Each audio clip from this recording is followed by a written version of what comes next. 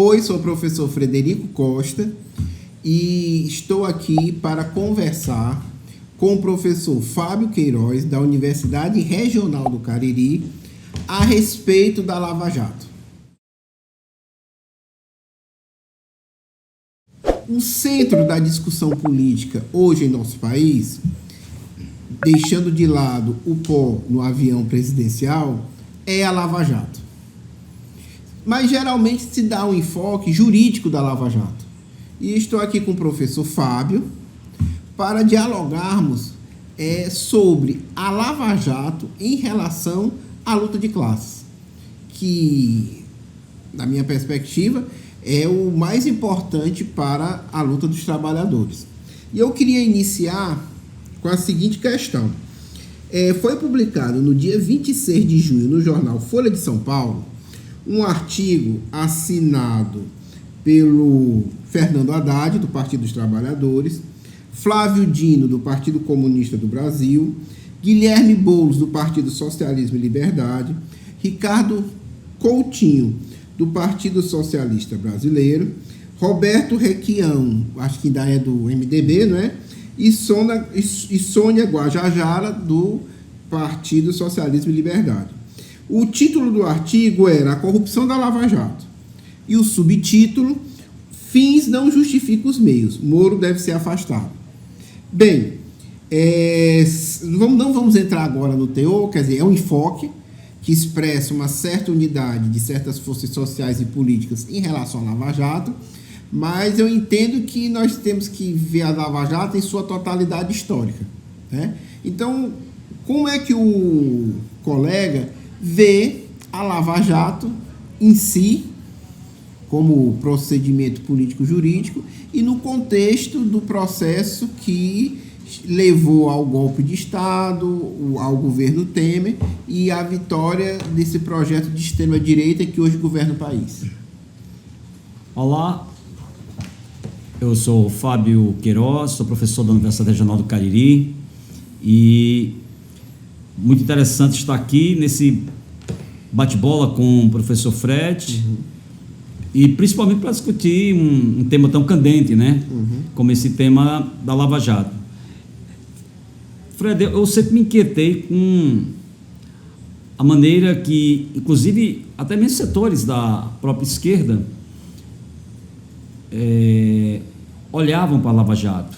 Isso sempre me inquietou, porque parecia um produto de natureza pura, imune à influência da luta de classes, ou seja, algo abstrato que desceu do céu à terra.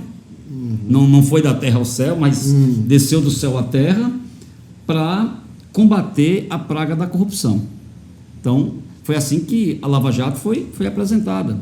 E setores da esquerda, como adiantei, embarcaram nessa leitura da Lava Jato. O que o Intercept começa a trazer à luz, de certo modo, ajuda a destrinchar um pouco o significado real da Lava Jato. A Lava Jato era parte de uma estratégia de poder.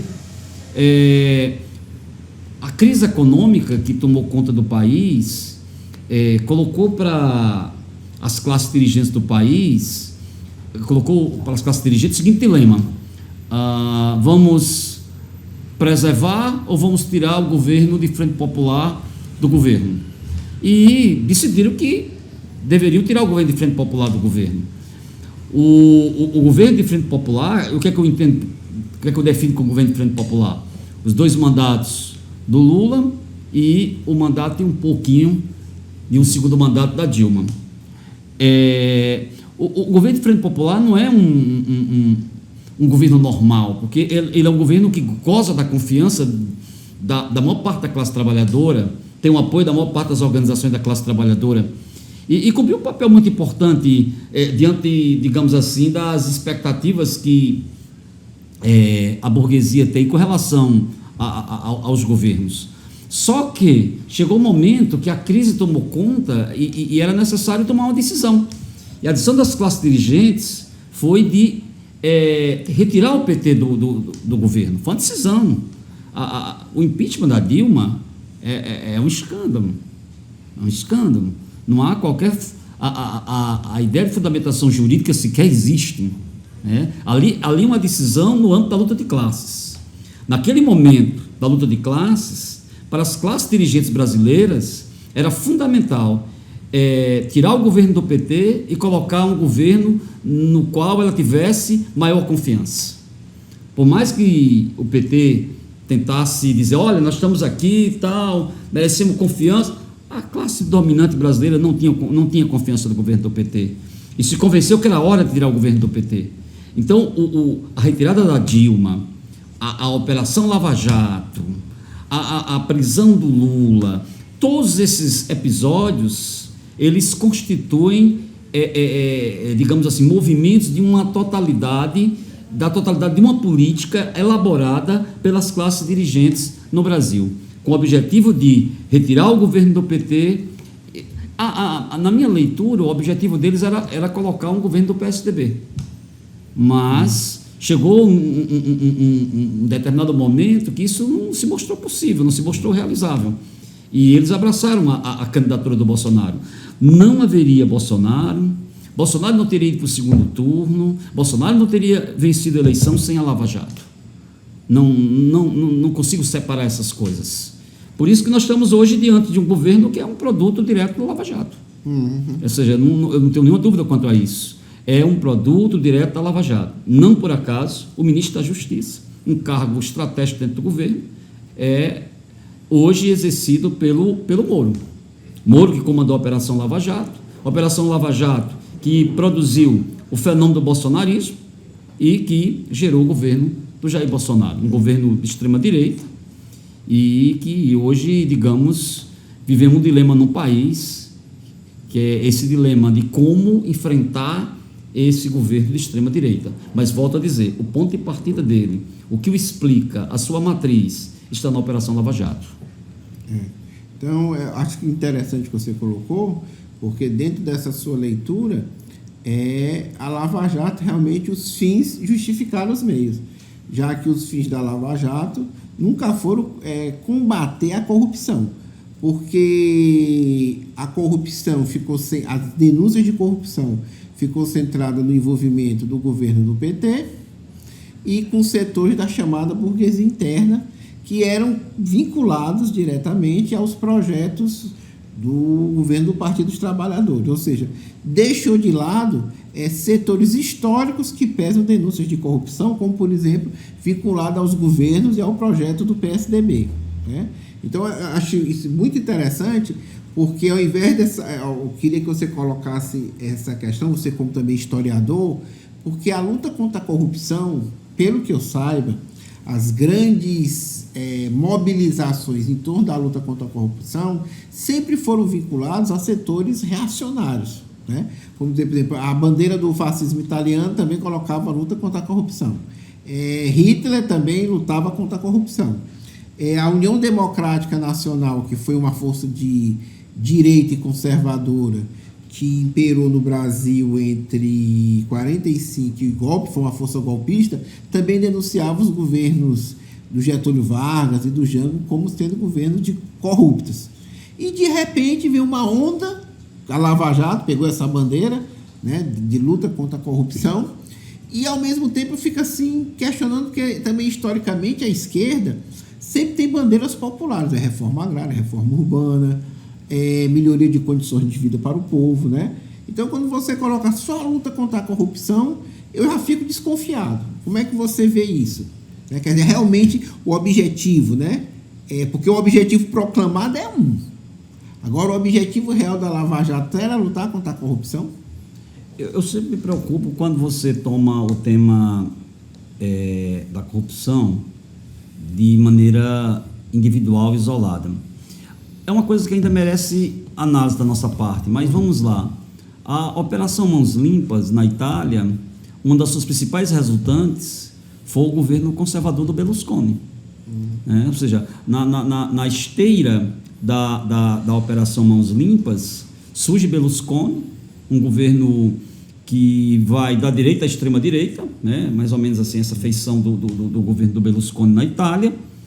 E aqui no Brasil, a Operação Lava Jato teve como produto principal o governo Bolsonaro. Agora, no caso do Brasil, não é a primeira vez que você junta, digamos assim, justiça e política, né? Vamos simplificar um pouco. Alguns chegam a falar de judicialização da política. Quando, por exemplo, o Vargas, se fala muito do Vargas o seguinte, é o aspecto autocrático do governo Vargas, né? Mas eu acho que isso nunca incomodou a burguesia. Nunca incomodou a burguesia. A burguesia apoia o Estado Novo no Brasil. De modo geral, foi essa a posição da maior parte da burguesia, apoiar o Estado Novo. Agora, por exemplo, no governo do Vargas de 51 a 54, até o suicídio, o que mais incomodava a burguesia e ao governo americano era o aspecto nacionalista do governo. E ali, muitas vezes, o Poder Judiciário foi utilizado na luta contra esse aspecto nacional do governo Vargas. Então, a judicialização da política termina se tornando uma prática, um hábito muito conservador no Brasil. E não é diferente com a Lava Jato. Você vê, o Moro. O Moro qual é a matriz política do Moro? Uma matriz política ultraconservadora, extremamente conservadora. Esse projeto dele aí, a pretexto de combater o crime, é um projeto para radicalizar a violência contra pobres, negros e trabalhadores no Brasil. Esse é um fato. Então, eu tenho muitas dificuldades de ver a ação do judiciário ou a luta contra a corrupção separado de um critério mais objetivo de análise da luta de classes. É preciso ver como estava a luta de classes no momento que a Lava Jato aparece no Brasil.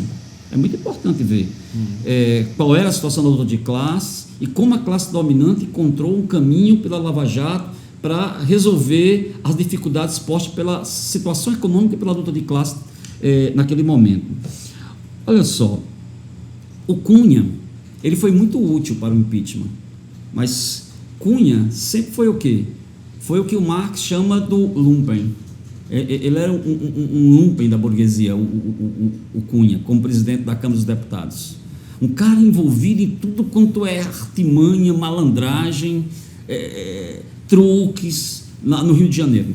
Aí ele é conduzido à presidência da Câmara dos Deputados e depois conduz um espetáculo tenebroso, que foi aquele espetáculo da votação do impeachment da Dilma. Quando ele já não era útil, ele foi, digamos assim, foi torrado. Pegaram, colocaram, fizeram um churrasquinho com ele. No caso do PSDB, os caciques do PSDB, eles não foram alcançados em nenhum momento. E quando foram alcançados, pelo contrário do que aconteceu, por exemplo, com os dirigentes da esquerda, vamos dizer assim, do PT particularmente, vamos pegar o caso do Aécio. Aécio está solto, o Serra está solto, o Alckmin está solto, o Fernando Henrique Cardoso está solto. E o mais impressionante, o Fernando Henrique Cardoso, ele dá conselhos sobre moralidade, sobre ética, ou seja, chega a ser um negócio meio surrealista. Quando você lembra como foi que se conseguiu o Estatuto da Reeleição no Brasil, ainda durante o primeiro mandato do Fernando Henrique Cardoso, você fica perplexo, como é que esse cidadão ele receita a moralidade, como deve ser a moralidade na política, etc, etc, etc. Então, a Lava Jato, ela tinha um objetivo, e esse objetivo ele foi alcançado, que era a prisão do Lula, era abrir o caminho para que nas eleições presidenciais a Frente Popular não pudesse conquistar um novo mandato. E o mais estranho é o seguinte, essa coisa já vinha sendo construída um pouco antes, ao final do primeiro mandato da Dilma. E eles imaginavam que o Aécio ganharia a eleição presidencial. Só que o Aécio não ganhou a eleição presidencial. E ao perder a eleição presidencial, eles decidiram radicalizar. Então, a Lava Jato foi peça fundamental dessa radicalização, no sentido de impedir. Agora não. Bom, Dilma conseguiu a reeleição. Agora nós vamos impedir que ela governe. Impediram que ela governasse, e não só impediram que ela governasse, mas a derrubaram por meio de um golpe parlamentar que eles chamaram de impeachment. Então, essas questões todas, elas devem ser levadas em conta. Eu falo isso com muita tranquilidade, porque durante todo o período que o PT governou, eu estive no campo da oposição de esquerda.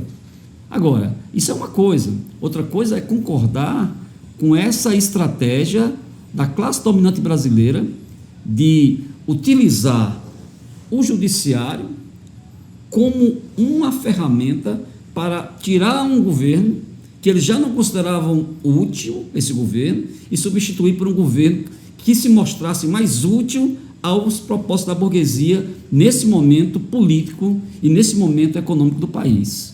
Então, esse debate da Lava Jato não pode estar separado dessa análise da luta política, da luta de classes no país desses últimos anos.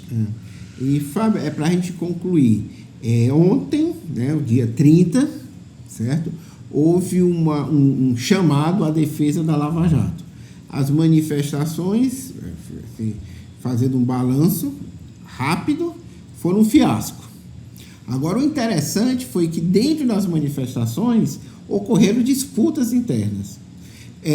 Uma disputa era entre o setor duro do governo Bolsonaro, que apoia o governo Bolsonaro, e o MBL, que também apoiou o governo Bolsonaro e que está meio com o pé fora do barco. E também uma outra disputa entre setores bolsonaristas e setores que querem uma intervenção militar, ou seja, querem tirar o Bolsonaro. Como é que você avalia a situação hoje do governo Bolsonaro? Caiu nas pesquisas, mas a sua base, porque eu entendo que uma das tendências que levaram o Bolsonaro ao governo, além da fraude, da Lava Jato e tudo, foi uma mobilização reacionária de massas. E essa capacidade de mobilizar os setores mais conservadores e reacionários está vindo com racha, com divisões, né? Em que isso influi nessa nossa conjuntura, né? E como é que os trabalhadores, diante disso, podem ter uma intervenção que favoreça os seus interesses? O Moro disse mais ou menos assim: olha, eu enxerguei, eu ouvi, ou seja, os gritos das ruas eu ouvi, as cenas também, eu consegui enxergar tudo e tal e tal. Eu não sei se o Moro ouviu bem, ou se ele está conseguindo visualizar bem o que está acontecendo. Volto rapidamente já a essa questão, mas ontem, por exemplo, o que é que nós vimos na rua nesse dia 30, né? Foi o que nós vimos no dia 30 nas ruas.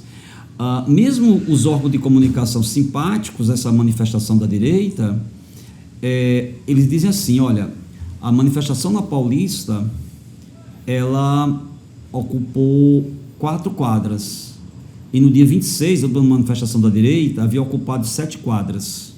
Então, do dia 26 de maio para o dia 30 de junho, eles perderam 3 quadras da Avenida Paulista. E o interessante é que a primeira era para a defesa do governo Bolsonaro e a segunda é a defesa da Lava Jato, que seria uma coisa mais ampla que o governo Bolsonaro, né?